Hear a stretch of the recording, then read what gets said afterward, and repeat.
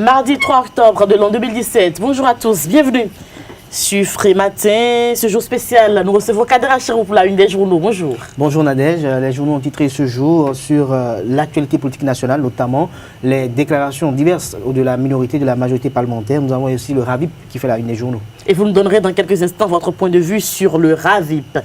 Alors Billy Laibi est là pour nous présenter le journal. Bonjour. Bonjour Nadège. Bonjour chers amis. Les députés ont voté à l'unanimité le projet de budget gestion 2018. Nous en parlerons tout à l'heure. Dans un instant donc avec Billy Laibi, quelques informations sportives viendront boucler cette émission. Bonjour, bienvenue. Voici la pub. Papa. Oui, ma fille. Tu sais, je t'ai dit qu'après mon bac, je veux devenir journaliste reporter d'images, non?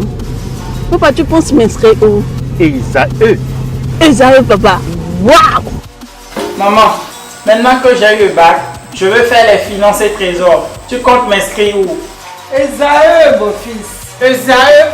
Oui, maman! Papa. Oui. Tu sais qu'après mon bac, je vais être diplomate, non? Tu comptes m'inscrire dans quelle université? Mais ESAE, naturellement. ESAE? À ESAE, vous êtes bien formé dans les filières comme administration du travail et de la sécurité sociale, administration générale et territoriale, administration des impôts, gestion des marchés publics, planification et développement local, droit et sciences politiques, sciences économiques et de gestion. ESAE, c'est aussi sa télé numérique ESAE TV et son journal L'Informateur. ESAE, c'est à Bedjromede, 3e rue après le carrefour 16 ampoules allant à Jericho. Numéro de téléphone 98 98 14 00 96 80 55 11 90 93 65 21. ESAE, l'excellence a un nom.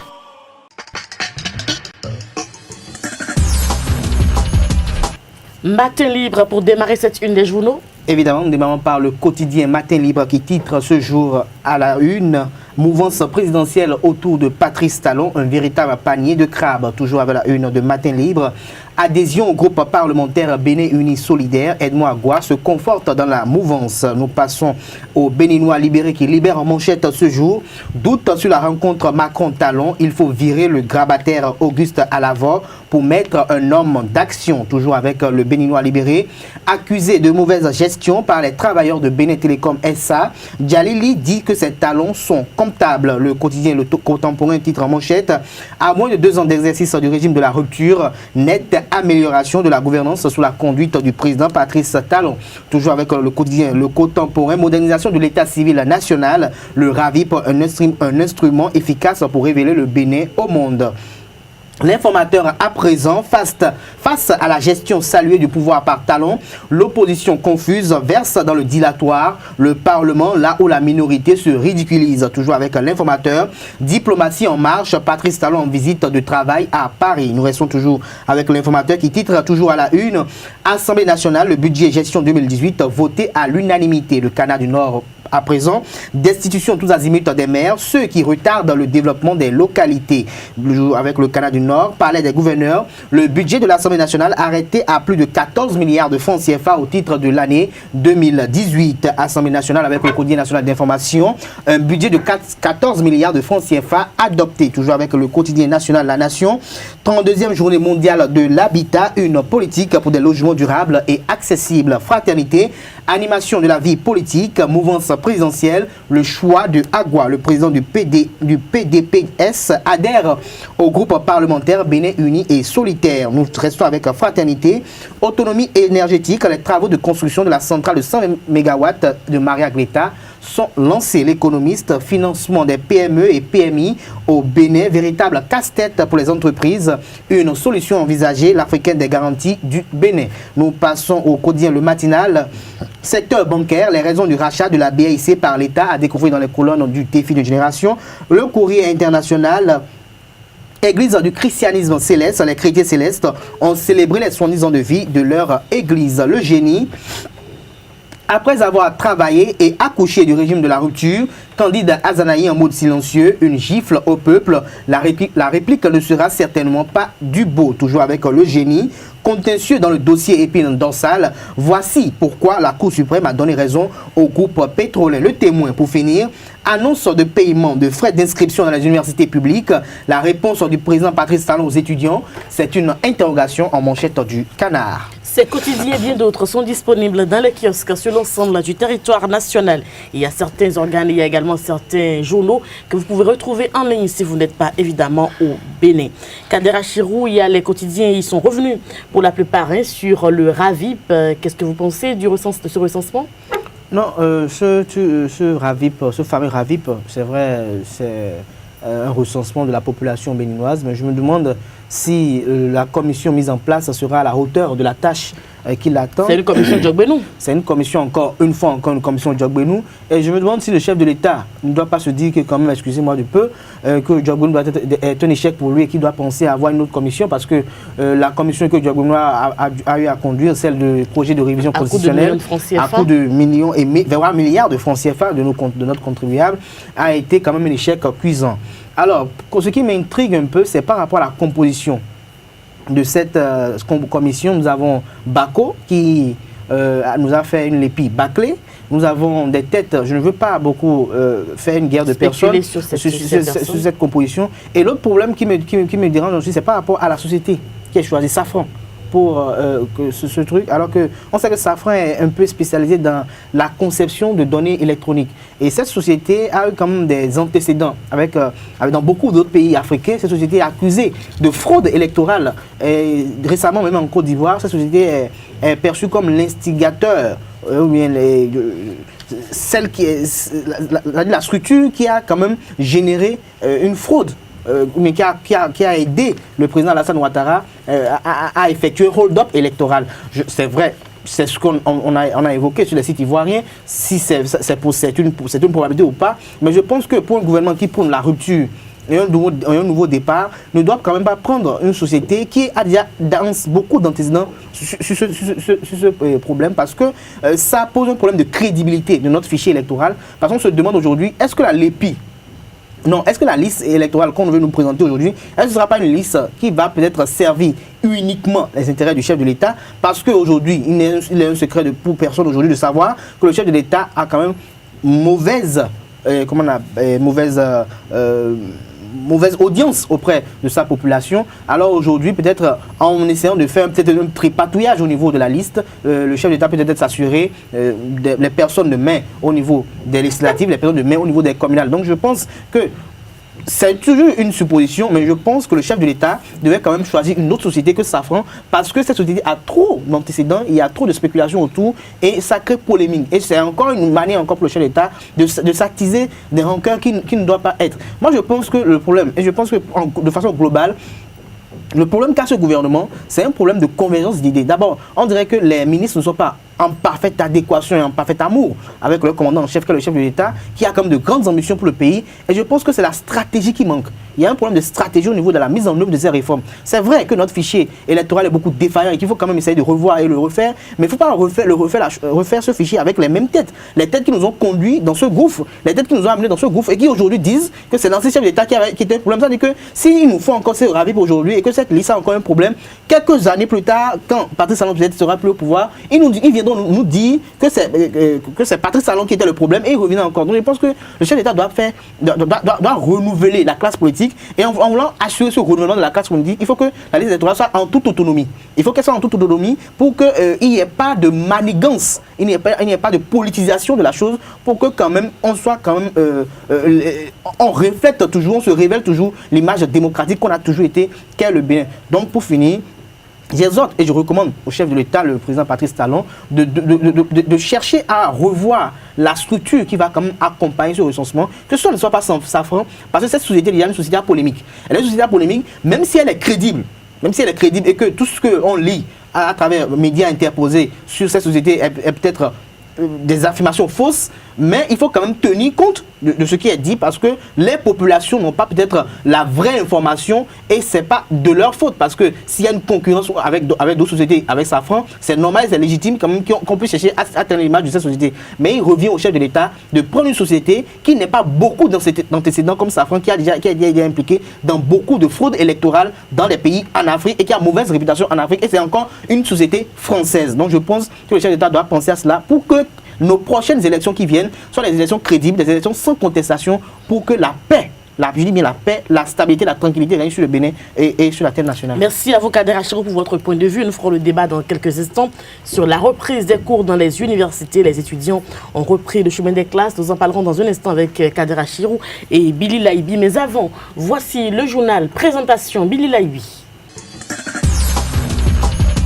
À nouveau, bonjour.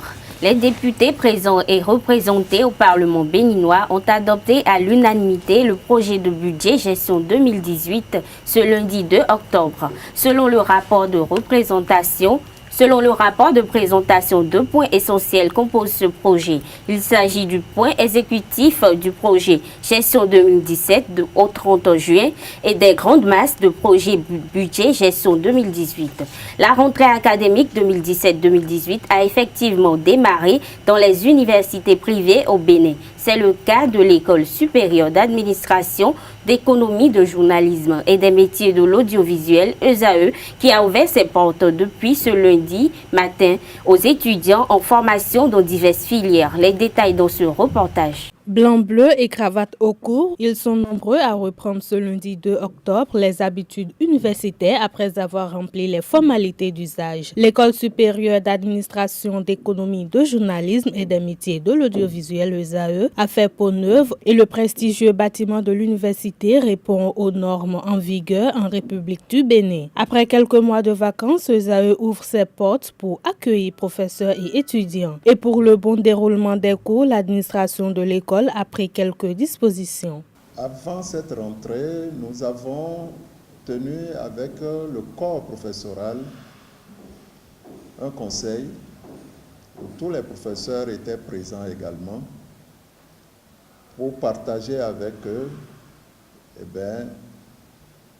les exigences du système LMD qui est en cours ici et les obligations qui leur incombent pendant l'année scolaire qui commence.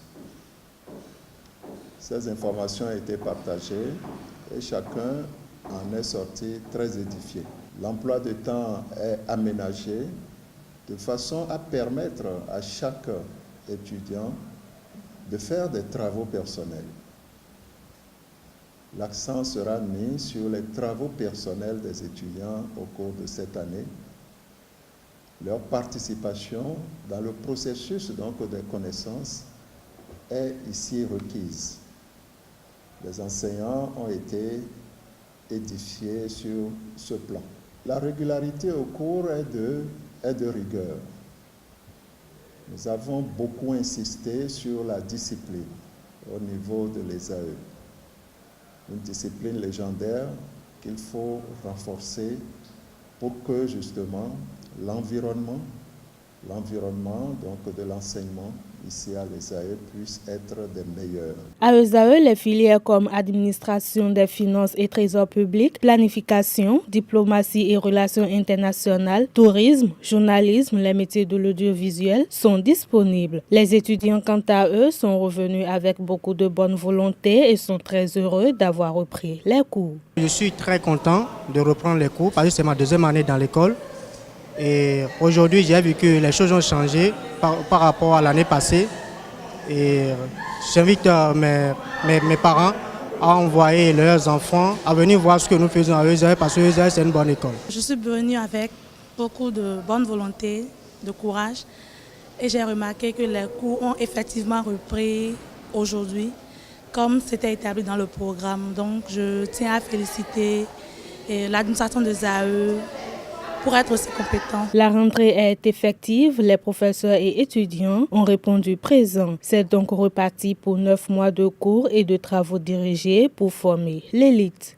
Bientôt, les arrondissements de Doumé, Otola, Agbado et de Laotan auront de l'énergie électrique. Cette nouvelle a été portée aux populations bénéficiaires de la commune de Savalou par des émissaires du gouvernement Patrice Talon. Il s'agit du directeur général de l'agence béninoise d'électrification rurale et de maîtrise d'énergie à Berme, Jean-Francis Tchekbo, et l'ancien député au Parlement, Eustache Akpovi, qui, accompagné d'une délégation samedi dernier, ont annoncé aux bénéficiaires la reprise des travaux d'électrification dans leur zone. Ces travaux prendront fin au mois de novembre prochain.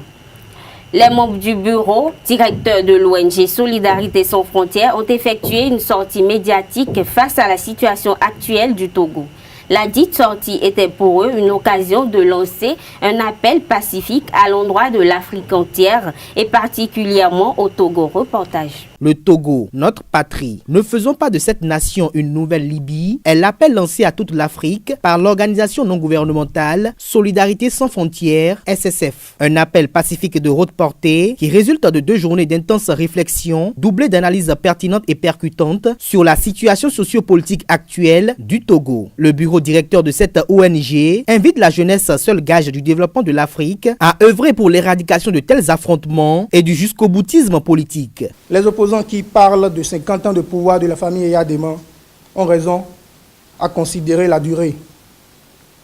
Mais force est de constater que sur cette durée, la gouvernance et le style de gestion politique du pays ont beaucoup évolué et qu'avec le président fort Yassine Bey en particulier, les indices de développement économique et social du pays sont relancés et se sont notablement améliorés. Nous joignons nos voix à celles des grandes organisations internationales et régionales pour appeler nos frères et sœurs togolais à renoncer à la violence et à recourir au dialogue pour résoudre la contradiction que nous savons aiguë et qui menace de mettre le pays à feu et à sang. Le bureau directeur de l'organisation non gouvernementale Solidarité sans frontières recommande aux différentes couches sociopolitiques et professionnelles du Togo une démarche participative et inclusive pour l'élaboration des réformes politiques et institutionnelles. Laquelle démarche sera fondée sur un dialogue national axé sur le consensus pour une alternance crédible sans contestation. La répétition des crises politiques met tout pays sur la pente de la misère. Le peuple, certes, juge sans appel de l'action de ses dirigeants. Mais un gouvernement ne saurait remplir sa mission s'il est assailli journellement dans les rues et si son chef est contraint de consacrer ses efforts et son temps à d'innombrables contestations. Il urge donc que vous travailliez ensemble avec le gouvernement à donner au peuple togolais la foi, les forces, la rigueur qui assureront son redressement et sa rénovation. Dans l'espoir que les événements malheureux survenus en 2011 en Libye ne se produisent pas au Togo, l'organisation non gouvernementale Solidarité sans frontières invite tous les leaders et figures charismatiques de l'Afrique à œuvrer pour une stabilité politique au Togo et ce, pour la paix sur le continent africain. Ce sera tout pour les informations de ce jour. Merci à vous, Billy Laibi, pour la présentation. La grande édition du journal est prévue pour 19h sur ZAE TV. Nous allons passer au débat. Le débat sur Frématin, nous parlons donc de la rentrée universitaire. Les universités donc ont ouvert leurs portes aux étudiants. Une équipe de reportage a fait le constat hier, comme vous avez suivi dans le journal de Billy Laibi. Kader Achirou. Oui, les universités ont repris, que ce soit à ZAE, à HECM, à SONU, partout un peu. Les étudiants ont repris le chemin des classes. L'important aujourd'hui est quand même qu'il faille quand même une conscience au niveau de ces étudiants. Il faut qu'ils soient beaucoup plus aguerris à la tâche. Il faut qu'ils soient beaucoup plus face à leur destin aujourd'hui, parce que nous avons un problème de conscience de notre jeunesse qui n'est pas beaucoup plus conscient de ce qu'il veut, leur détermination. Vous voyez des gens jusqu'en 3e année qui vous disent qu'ils ne savent pas ce qu'ils veulent faire, alors que vous avez déjà choisi une filière, vous êtes déjà dans la filière, et vous avez fait la première année, la 2e année, la 3e année, et c'est arrivé en 3e année, vous vous dites que vous ne savez pas ce que vous faites. Vous voyez même des gens, même jusqu'en Master 1, Master 2, ils vous disent qu'ils ne savent pas ce qu'ils veulent en réalité, ou bien ils ne savent pas ce qu'ils veulent faire. Je pense que c'est un problème, et je pense que là, au niveau de ce cas de figure, de ce cas d'espèce, il faut que les parents dans une synergie d'action avec les élèves, puissent quand même essayer de trouver une sortie idoine de crise, parce que pour moi c'est une crise, parce que l'enfant qui a fait du CI jusqu'en terminale et qui ne sait pas réellement quel métier il va exercer, c'est un problème. C'est un problème parce que dès le départ, on n'a pas su l'orienter. Dès le départ, on n'a pas su relever ses compétences parce que tout le monde n'est pas compétent pour l'école, il faut le dire, ça il faut l'avouer. Si l'enfant n'est pas compétent pour l'école et que son chemin n'est pas pour l'école, déjà après le bac, il faut quand même le stopper, peut-être l'orienter si c'est vers le commerce, si c'est vers les affaires, si c'est vers la vente des véhicules d'occasion ou autre. Il faut l'orienter pour cela. Mais quand l'enfant arrive à faire quand même des études supérieures, parce que c'est pas pour rien que le français a dit école supérieure, études supérieures. Quand l'enfant commence à faire des études supérieures, c'est pour quand même faire une formation professionnelle, parce qu'on parle de formation professionnelle aussi. Quand l'enfant arrive à faire cette formation et que à l'issue de cette formation, ils vous disent encore qu'il ne sait pas ce qu'il veut faire, c'est un problème. Je pense que c'est à la fois la faute des parents et la faute de l'enfant qui, lui, pour sa part, manque de conscience parce que généralement, c'est ce à quoi on assiste dans nos universités. L'autre problème, aujourd'hui, les écoles universitaires sont quand même perçues un peu comme un lieu de distraction, de plaisir. Vous savez, quand vous allez à l'école, tout le monde ne va pas à l'école dans le même souci. Il y en a qui vont à l'école parce que papa, maman sont un peu stressants pendant les vacances. Donc l'école, c'est la période où on va un peu s'amuser, on se rend à l'école pour voir les copains, les coquins, on s'habille, on cherche la belle cravate. C'est bien que notre université aujourd'hui quand même essaie d'appliquer à nos étudiants un style un peu plus agréable à la vue, qui est de mettre une cravate sur une chemise, mais ça devient en même temps un concours de beauté, un concours de style, où les styles quand même débordent de toutes, foisonnent même je vais dire, parce que vous avez tous les modèles que vous n'avez même pas vus, même dans les stars stylistiques. Vous voyez aujourd'hui dans les écoles, vous voyez des robes avec des décences pas possibles, vous voyez des chemises dans des Mais il y a des modèles qui sont tolérés dans les universités. Et je pense qu'à ce niveau, c'est là où Madame la ministre, Maria-Odile Atanasso, je sais que c'est une grande réformiste, elle va y parvenir. Qu'il faut qu'elle fasse un tour et qu'elle vienne voir des étudiants qui sont quand même déjà majeurs et qui peuvent s'habiller comme majeurs, certes, mais je pense que l'école, c'est un lieu d'éducation, d'enseignement. Et il y a un minimum. Peu importe le style, qu'elle ne expose pas... Le problème, c'est que les styles aujourd'hui, en dehors que ça expose, c'est des styles qui attirent l'attention. Vous savez, c'est des majeurs. C'est des majeurs. Voilà le mot que vous dites. C'est des majeurs qui se tiennent devant des professeurs aussi majeurs. Voilà. Vous voyez un peu. Et ça peut déconcentrer l'enseignant. C'est dans le cas des élèves qu'on crie au scandale, mais dans le cas d'une étudiante qui est quand même majeure. Je pense qu'il faut travailler à ce qu'il n'y ait pas harcèlement sexuel au niveau des universités, des écoles, mais il faut aussi travailler à ce qu'il n'y ait pas de trouble. Parce que quand le procès est troublé, alors là, vous rentrez dans la blague, le professeur peut être troublé. Il peut être troublé parce son étudiante il peut être troublé qui est bien habillée. Il peut être troublé quand l'étudiante s'habille de manière à attirer son attention. Parce que vous savez, il y a des tenues aujourd'hui, les styles, allez un peu dans les universités, vous allez voir des styles pas possibles avec des robes qui n'atteignent même pas le genou du tout pas. Et c'est des robes tellement ovales. Ces robes.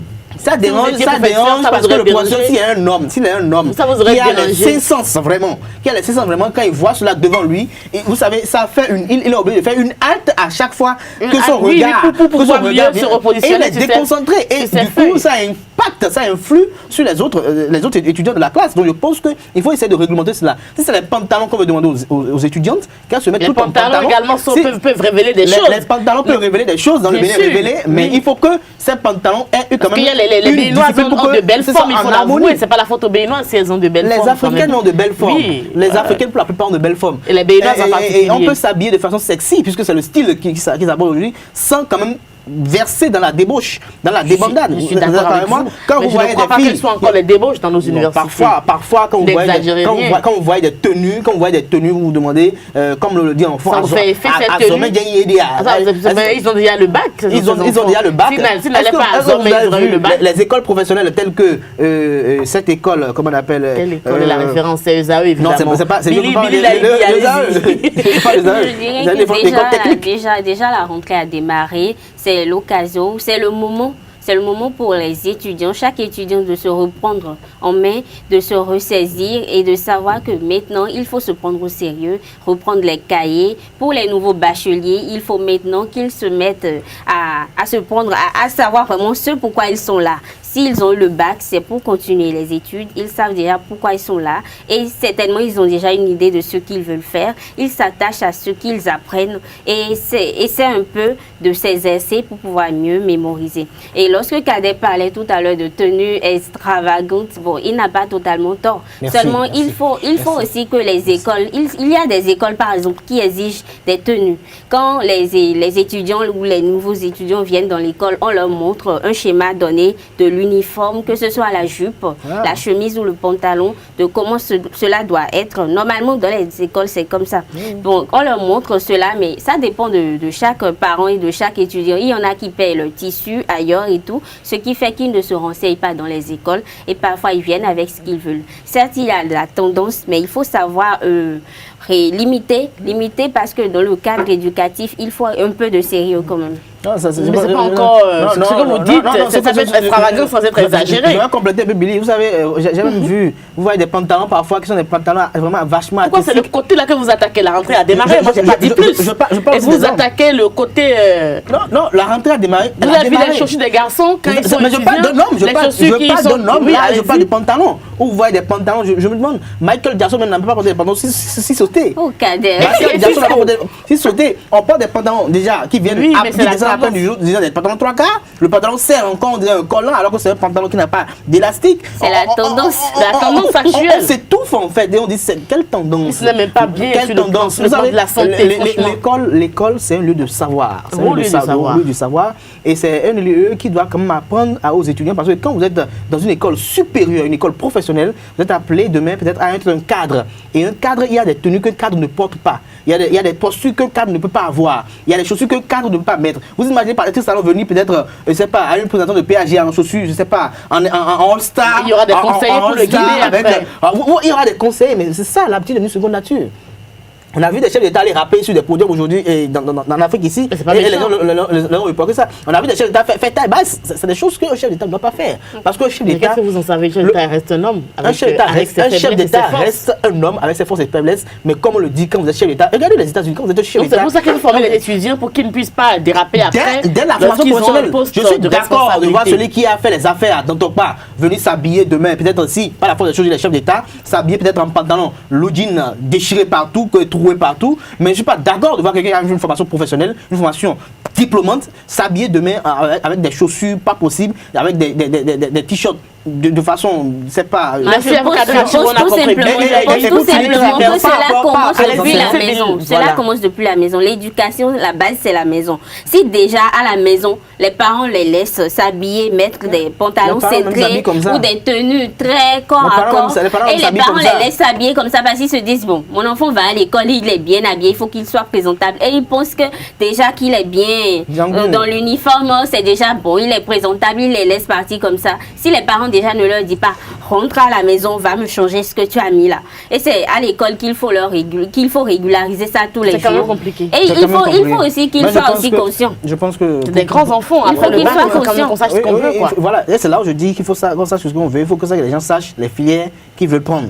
Qu'on ne force personne à faire une filière, qu'on ne force personne à choisir une filière. Ça commence déjà dès le bas âge aussi. Ça commence dès le bas âge. Quand par exemple on voit l'enfant, on lui paie des jouets, quand il est déjà tout bébé, on lui paie des jouets, il s'amuse avec. On voit à quoi, on l'observe, à quoi il s'attache le plus. Il sera commissaire. À quoi il s'attache le plus. Les parents aussi, il y a des parents qui ne communiquent pas. Il y a des parents qui ne communiquent pas avec leurs enfants. Si par exemple les parents communiquaient, de jour en jour, il y a moins de communication. Les cadres, tu les vois et tu penses qu'ils communiquent avec leurs enfants. Ils ne communiquent pas avec les enfants. Et les enfants, voilà, ils savent pas à qui parler, c'est avec les camarades. Donc, quand ils suivent des films d'action, ils n'ont rien en tête. Si par exemple, le parent demande mon enfant, qu'est-ce que tu aimerais faire? Qu'est-ce qui te plaît? Est-ce que ce que je fais te plaît? Est-ce que ce que maman fait te plaît? Est-ce que tu aimerais à tel niveau cesser les études? Et on lui pose des questions depuis qu'il est tout petit jusqu'à ce qu'il grandisse. Exactement.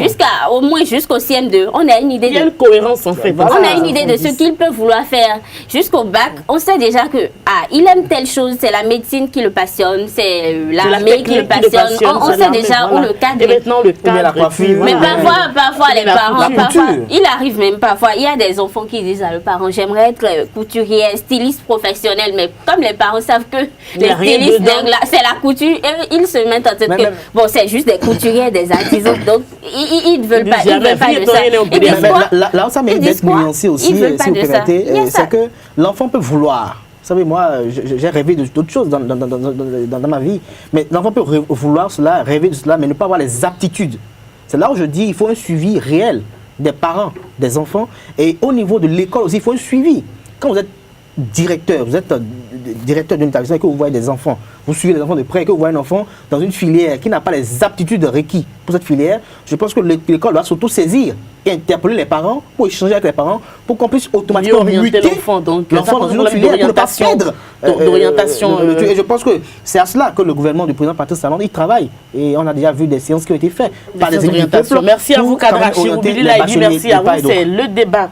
C'était donc le débat sur Frématin. On va revenir donc sur l'actualité sportive dans notre édition de 19h avec les spécialistes du sport. Merci pour l'attention. À demain pour un autre numéro de Frématin. Portez-vous bien. Au revoir.